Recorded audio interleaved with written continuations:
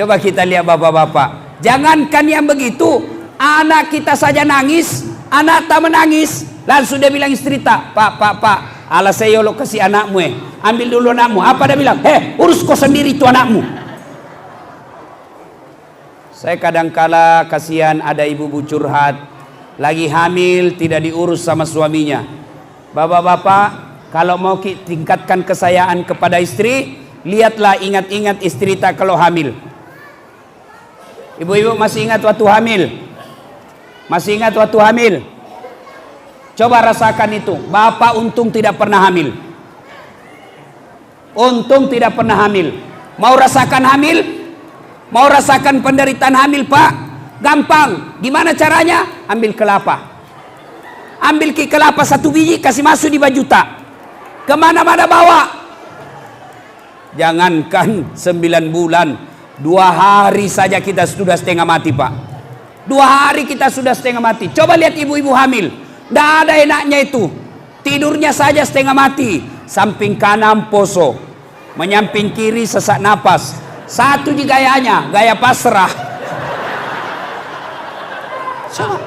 Ibu-ibu, waktu tak hamil pernah tidur tengkurap? Ada kira-kira ibu-ibu hamil mopang? Kayak perahu. Itu 9 bulan, Pak. Kita 1 hari saja tidak tahan. Coba lihat ibu-ibu kalau hamil, kemana-mana dibawa perutnya. Tidak ada ibu-ibu hamil mau ke pasar, nah bilang simpan dulu deh setengah mati dibawa. Tidak. Lalu lebih dari itu, melahirkan. Pernah lihat istri tak melahirkan? Pernah lihat istri melahirkan? Saya biasa bilang kalau ada laki-laki yang tidak tahu menghargai istrinya, yang kasar sama istrinya, suruh lihat istrinya melahirkan. Coba lihat itu istri kita kalau melahirkan. Ibu-ibu, ada melahirkan senyum? Ada yang melahirkan senyum? Ada? Ada kira-kira yang melahirkan keluar kona? Tidak. Coba dulu sound systemnya ini, memang cuma 1 kayak yang bunyi. Coba bantu saya ini, sound systemnya tidak keras. Suara saya mulai parau. Tolong, kayaknya cuma itu yang bunyi. Sudah panas, sound system setengah mati. Angkat sedikit suaranya. Cek. Ya.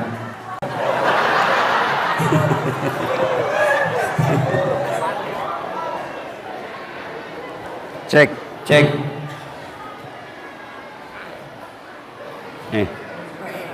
Cek. Ya, alhamdulillah. Ibu bapak, saudara-saudara sekalian, Rasulullah sangat pandai membahagiakan istri. Apabila kita ingin mencontoh Rasulullah pada maulid ini, muliakan istri. Ada yang bilang begini, Ustadz, istriku suka marah-marah.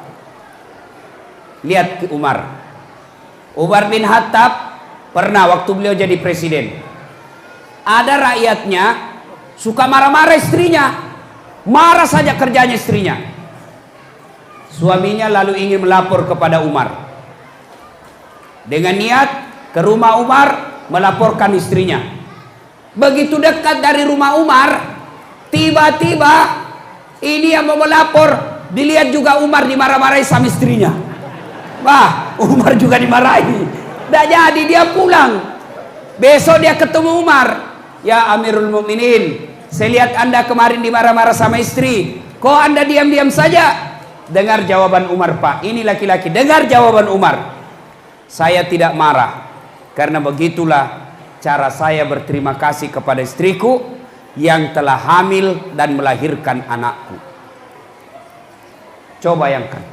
Kata Umar, saya tidak marah, saya biarkan dia marah. Kenapa? Begitulah cara saya berterima kasih kepada istriku yang telah hamil dan melahirkan anak saya. Bagaimana mencoba kita yang melahirkan, Pak? Nah, kita baru saja disuruh singgah beli pembalut, marah-marah. Saya pernah jadi korban. Saya pulang ceramah takziah, tiba-tiba mamanya cek, SMS, Ustaz, habis pembalut. Saya bilang mati, mudah-mudahan tidak kenal ke ini jamaah. Singgahlah saya di toko. Begitu saya bayar, tiba-tiba ada majelis taklim kenal saya. Ustaz beli pembalut. Langsung saya balik, saya bilang, biar mi daripada saya melahirkan. Tenang perasaan. Iya Pak. Bapak kalau ada yang kurang ajar sama istri, lihat istri kita melahirkan. Saya waktu melahirkan istri saya, panik saya Pak. Paling kalau laki-laki, stresnya kapan? Ketika dia ngidam. Paling kita menderita laki-laki kalau istri ngidam. Sampai ada yang bapak-bapak bertanya sama saya, Ustadz, apa doanya ngidam? Supaya berhenti istri ngidam. Saya bilang, apa ngidamnya istri tak? Nah bilang, nanti dia bisa tidur Ustadz kalau lihat di atas lemari.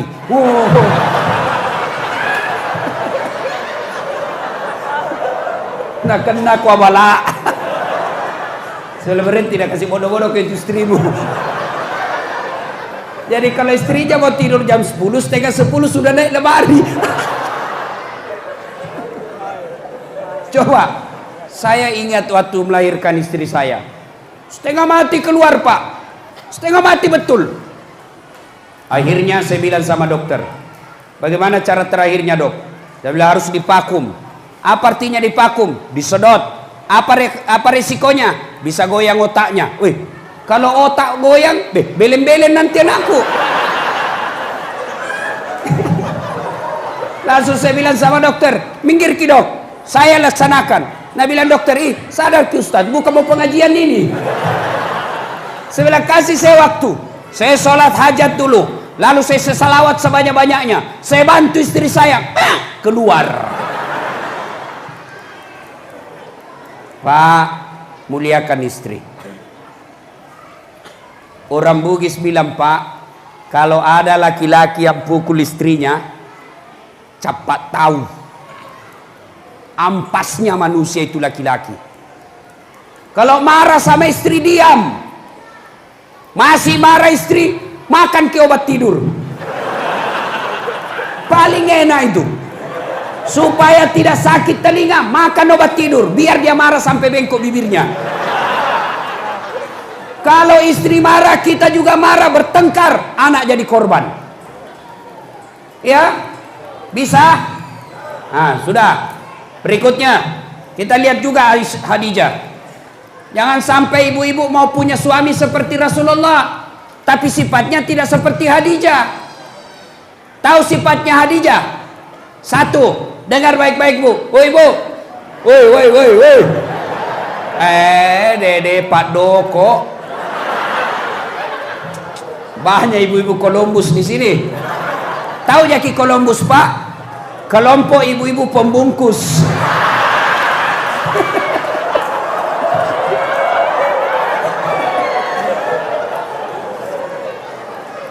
Sudah dapat satu kotak dan bilang belum pi. Lah Bu aja.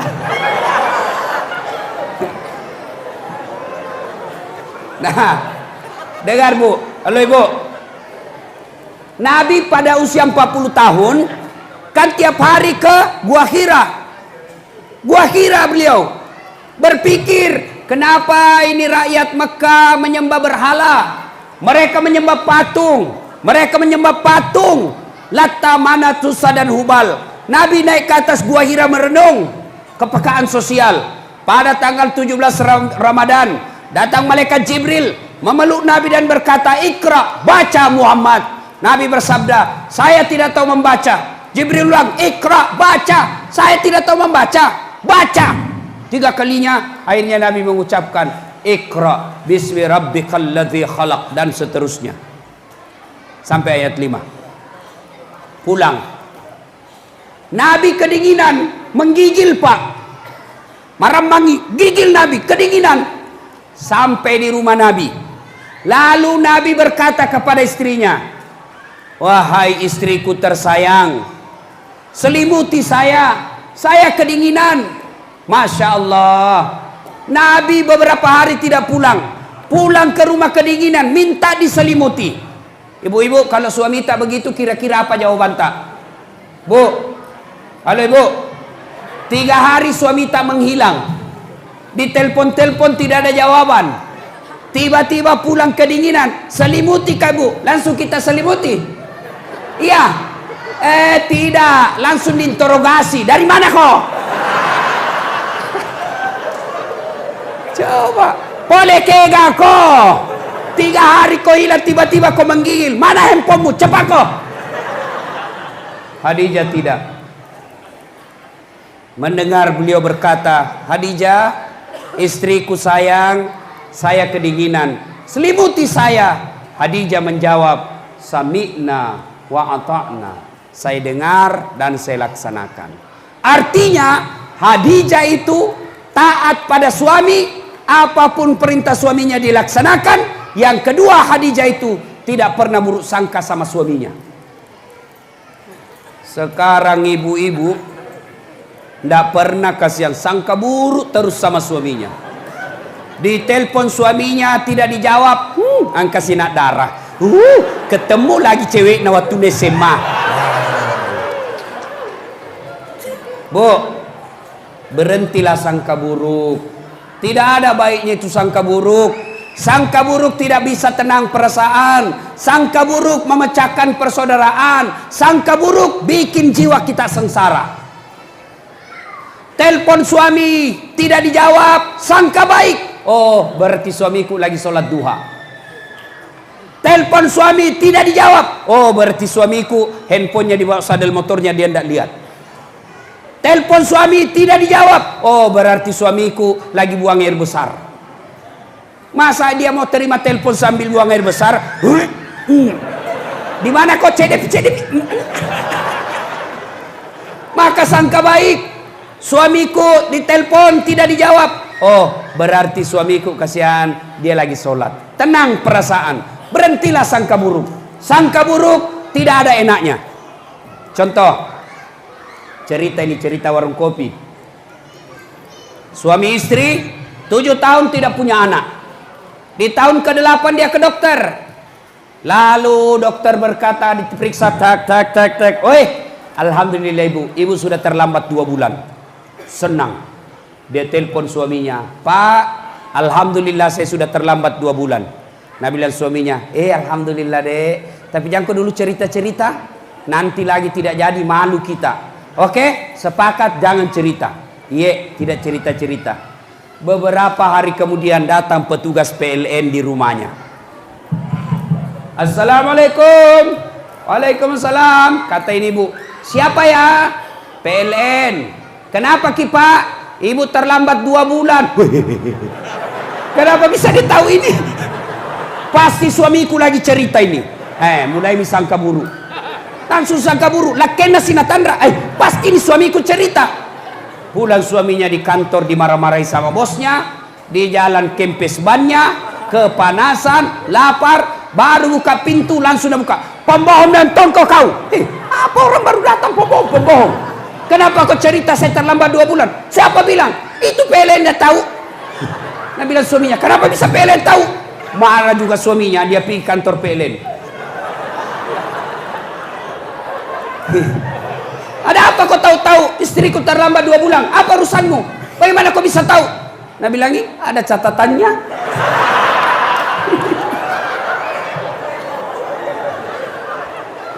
Apa urusanmu kau catat-catat istriku terlambat 2 bulan? Hapus itu. Nah bilang boleh dihapus, tapi bapak bayar dulu. Kalau saya tidak mau bayar, ya terpaksa punyanya bapak diputus. Kalau punyaku kau putus, istriku pakai apa di rumah? Nah, sudah bilang ya, terpaksa istri bapak pakai lilin. Coba, berhentilah sangka buruk. Ya, sangka buruk tidak baik. Baik sangkalah terus. Baik kepada istri, terutama kepada keluarga, apalagi kepada Allah Subhanahu wa taala. Sangka baik.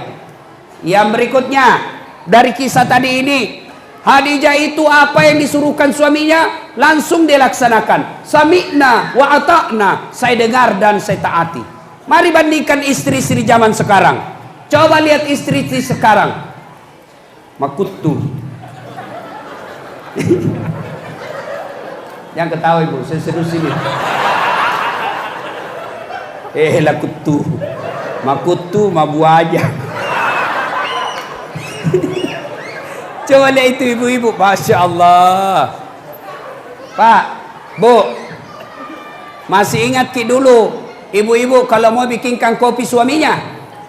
Masih ingat? Masih ingat? Susahnya itu dulu perempuan dulu kasihan bikin kopi untuk suaminya. Gimana caranya? Dia pergi dulu beli kopi. Kopi biji-biji. Kenapa? Beli kopi biji lebih murah daripada kopi yang sudah jadi. Biji-biji. Sudah itu dia goreng. Jangan membayangkan menggorengnya zaman itu pakai kompor gas. Pakai kayu. Ada itu bambu kecil-kecil, dia pakai meniup. Naik semua itu debu naik masuk di telinganya. Coba kira ibu-ibu dulu. Hidung ini, Dik. Nah, hidung. Sudah itu dia goreng. Sudah goreng, sudah jadi kopinya? Belum. Ditumbuk. Dia tumbuk. Makanya istri-istri dulu, kasihan perempuan dulu, tangannya tidak ada yang mulus. Semua mata lo cicak. Itu yang ada kayak kelereng-kelereng di sini. Coba, paling menderita ibu-ibu dulu kalau parut kelapa. Coba kalau parut kelapa ibu-ibu dulu, langsung tas senggol, berdarah semua tangannya, tapi tidak mengeluh. Paling dia bilang Allahumma sholli ala sayyidina Muhammad. Ibu-ibu sekarang coba parut, begini kalau istri suami sedikit sekali gajinya, langsung suaminya salahkan. Sudah tumbuk, sudah jadi kopi? Belum, baru dia tapis. Sudah dia tapis, dia jemur. 1 hari prosesnya baru jadi kopinya. Capek, tapi alhamdulillah. Bapak-bapak dulu, sebelum pergi sawah, sebelum turun sawah, kopinya sudah siap di meja dengan kepulan asap yang masih hangat. Perempuan dulu Riolo Romai. Sekarang ibu-ibu tidak ada bikin kopi suaminya. Padahal tinggal beli saset saja di warung, 3 in 1. Ada kopinya, ada gulanya, ada susunya. Masih malas bikinkan suaminya kopi. Mana buktinya Ustadz? Lihatlah di Tanjung ini kalau pagi-pagi penuh warung kopi oleh bapak-bapak.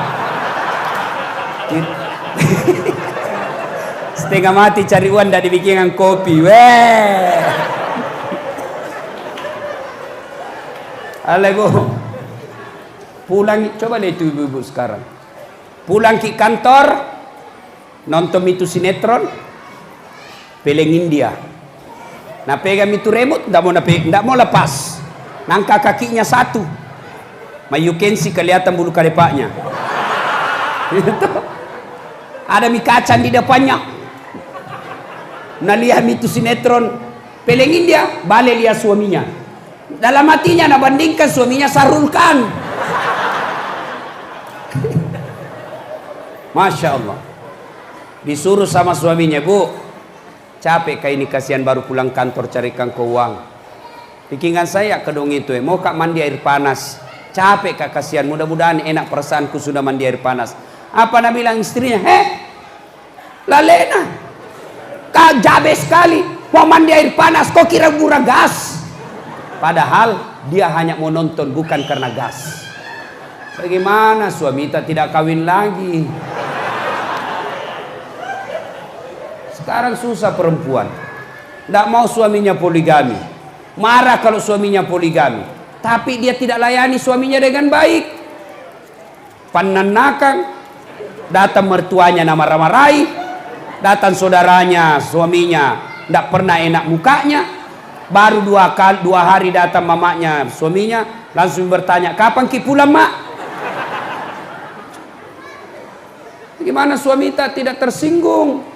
Maka istri yang baik, ayo pada maulid kali ini jadilah istri seperti Khadijah. Lalu ada yang bertanya dan curhat sama saya, Ustadz, suamiku kok tidak bagus betul agamanya, dia tukang judi, tidak sholat, narkoba, apa saya minta cerai Ustadz? Cerai bukan jalan keluar. Apa jalan keluarnya? Sabar, doakan suami tak, mudah-mudahan dapat hidayah. Dan itu enak jadi perempuan, ibu. Kalau suami tak suka makan barang haram, suaminya tidak sholat, tapi istrinya baik agamanya, insya Allah istri tetap masuk surga, suami masuk neraka nanti. Beda kita laki-laki, Pak. Biar suaminya imam masjid, suaminya guru ngaji, Senin Kamis dia puasa, rajin dia tahajud, tapi istrinya tidak pakai jilbab, istrinya Ramadan tidak puasa, istrinya tidak sholat, istrinya tukang gosip, suaminya tidak bagus agamanya, tapi istrinya tidak baik agamanya. Sebelum istrinya masuk neraka, suaminya dulu di depannya. Maka hati-hati, Pak. Didik itu istri dengan sebaik-baiknya. Ibu juga tidak boleh keluar rumah tanpa izin suami. Nah, Bapak, saudara-saudara sekalian, kisah yang berikutnya. Minum dulu. Nabi, dengar baik-baik. Usia dalam kandungan Nabi baru 2 bulan. Wafat bapaknya. Lahir sudah yatim. Coba, lahir Nabi sudah yatim, tidak ada yang bapaknya. Baru 4 hari setelah dilahirkan, dibawa ke ibu susunya.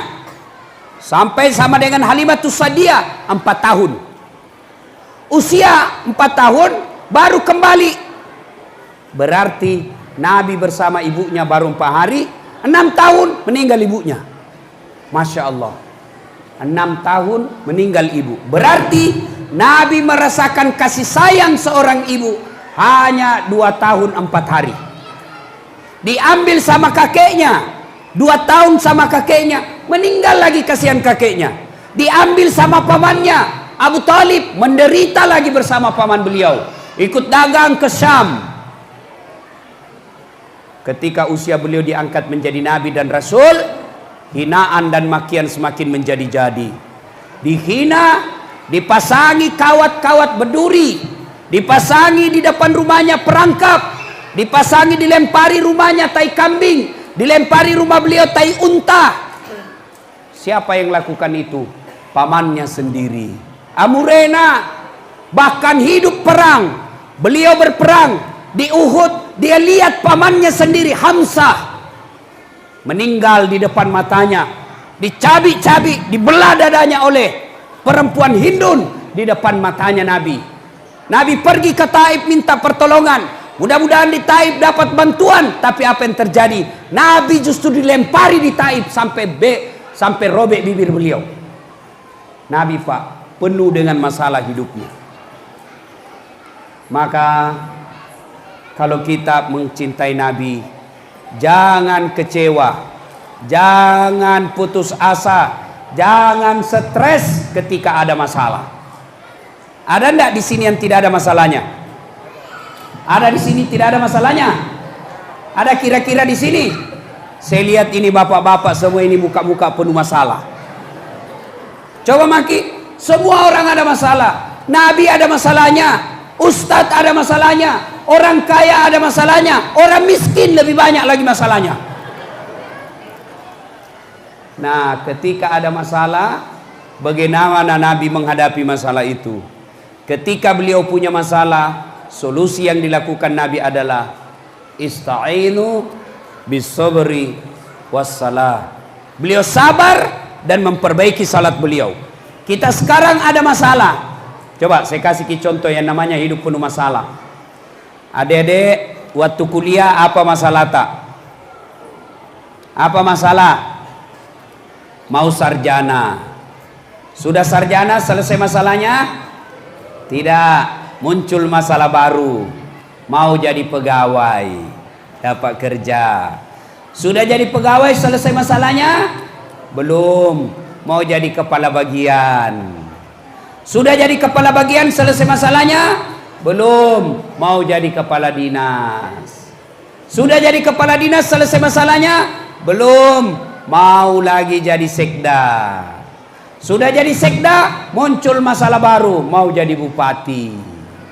Sudah jadi bupati selesai masalah? Belum, mau 2 periode. Sudah 2 periode selesai masalah? Tidak, mau jadi gubernur. Begitu hidup penuh dengan masalah. Bapak-bapak, istri cantik. Kalau istri cantik masalah atau bukan? Masalah atau bukan? Masalah, nagoda orang istri tak. Apalagi kalau suaminya jelek, lebih masalah lagi. Berarti bagus kalau jelek istri, Ustaz. Jelek istri, nah hina orang. Kita lagi malu jalan sama dia. Yolono, yolono, yolono. Kenapa kah jelek? Istri cantik masalah, istri jelek masalah. Berarti bagus kalau tidak ada istri. Ini masalah lagi. Berarti bagus kalau banyak istri, Ustaz. Banyak istri lebih masalah lagi. Nah telepon kita mantap, woi, ada istri pertamamu ini sama istri kedua di pasar baku tarik rambu. Coba, ada masalah, istri ada masalah, tidak ada istri masalah, banyak istri masalah, jelek istri masalah, cantik istri masalah. Apa masalahnya dulu waktu tidak ada mobilnya? Mau punya mobil. Sudah ada mobilnya, selesai masalahnya? Tidak, cicilannya kasih pusing. Tidak ada orang tidak ada masalah, Pak. Maka ketika ada masalah, kata Allah, perbaiki sholatmu. Tidak ada keselamatan bagi mereka yang tidak sholat. Kalau saya lihat ini, alhamdulillah muka-muka rajin sholat. Saya baik sangka saja, Pak. Saya ini semua ini saya lihat ini saya teropong semua rajin sholat. Apalagi kalau Jumat, masya Allah. Tapi alhamdulillah kalau sudah sholat, mari tingkatkan. Hikmah yang keempatnya adalah jangan pernah sholat kecuali berjamaah.